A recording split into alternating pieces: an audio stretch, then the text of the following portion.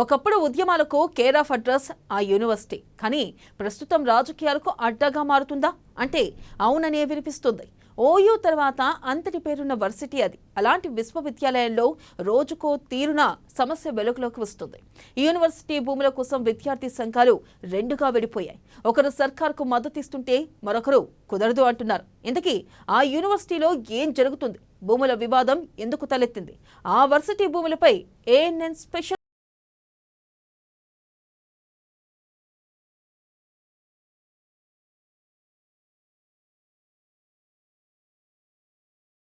ఉద్యమాల అడ్డ అంటే తొలుత ఉస్మానియా యూనివర్సిటీ, ఆ తర్వాత కాకతీయ యూనివర్సిటీనే గుర్తుకు వస్తుంది. ఒకప్పుడు ఉద్యమాలకు కేర్ ఆఫ్ అడ్రస్ గా నిలిచిన ఈ కాకతీయ యూనివర్సిటీ రాజకీయాలకు అడ్డగా మారుతుందంటే అవుననే అనుమానాలు వ్యక్తమవుతున్నాయి.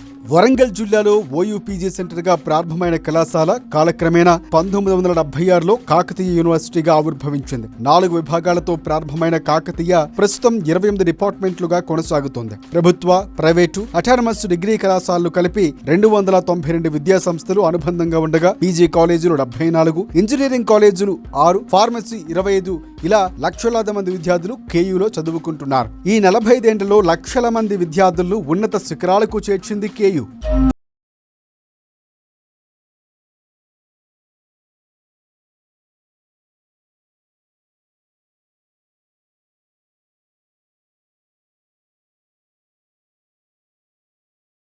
యాభై ఎకరాల భూమి, కాకతీయ కాలువ, filter bed, police station, CRPF, radio station ఎస్బీఐకి ఇచ్చారు. ప్రైవేట్ వ్యక్తుల అక్రమాలతో కొంత భూమిని యూనివర్సిటీ కోల్పోయింది. దీంతో ప్రస్తుతం 622 ఎకరాలు మాత్రమే యూనివర్సిటీలో ఉందని అంచనా. యూనివర్సిటీకి ఎంత భూమి ఉంది, ఇతరులకు ఎంత ఇచ్చారనే అంశంపై సర్వే చేయించినప్పటికీ బయటికి మాత్రం వివరాలు వెల్లడించలేదు. అలాగే యూనివర్సిటీ చుట్టూ నిర్మించి తలపెట్టిన ప్రహారీ గోడ నిర్మాణం కూడా అధికారుల నిర్లక్ష్యం కారణంగానే ముందుకు సాగడం లేదు.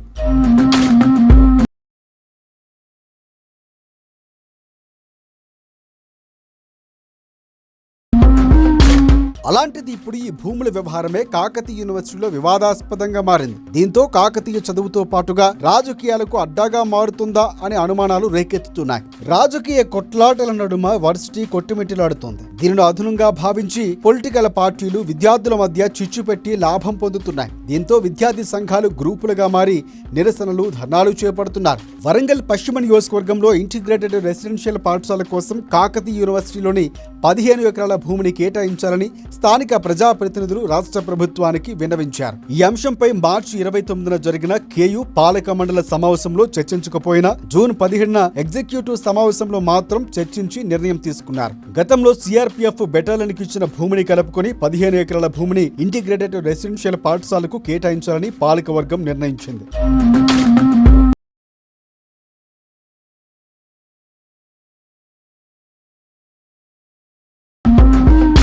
పాలకవర్గం నిర్ణయాన్ని పలు విద్యార్థి సంఘాలు ఆహ్వానిస్తే మరికొన్ని విద్యార్థి సంఘాలు తప్పుపడుతున్నాయి. యూనివర్సిటీలో ఇంటిగ్రేటెడ్ రెసిడెన్షియల్ పాఠశాల నిర్మించాలని ఒక విద్యార్థి సంఘం, నిర్మించవద్దని మరొక విద్యార్థి సంఘం నిరసనలు చేస్తున్నారు. దీంతో రోజు రోజుకి యూనివర్సిటీ భూముల వ్యవహారం హాట్ టాపిక్ గా మారుతోంది. కొన్ని విద్యార్థి సంఘాలు వీసీ ఛాంబర్ లోపల నిరసన వ్యక్తం చేస్తూ ఉంటే మరికొందరు విద్యార్థులు పాలక మండలి, దిష్టిబొమ్మ దహనం, శవయాత్ర, సంతకాల సేకరణ లాంటి కార్యక్రమాలు చేపడుతున్నారు.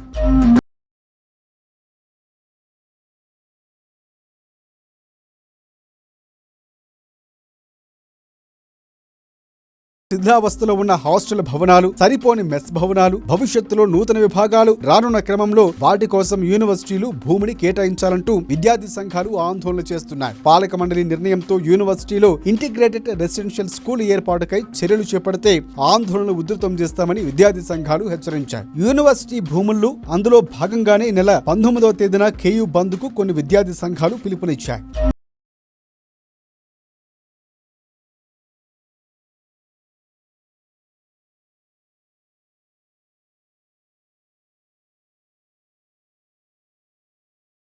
ఇంటిగ్రేటెడ్ రెసిడెన్షియల్ స్కూల్ నిర్మిస్తుందా? యూనివర్సిటీ భూముల్లో రానున్న రోజుల్లో వచ్చే నూతన విభాగాలకే కేటాయించాలని నిర్ణయిస్తారా? శిథిలావస్థలో ఉన్న భవనాల స్థానంలో కొత్త నిర్మాణాల కోసం కేటాయించాలని నిర్ణయిస్తారా అనేది వేచి చూడాలి.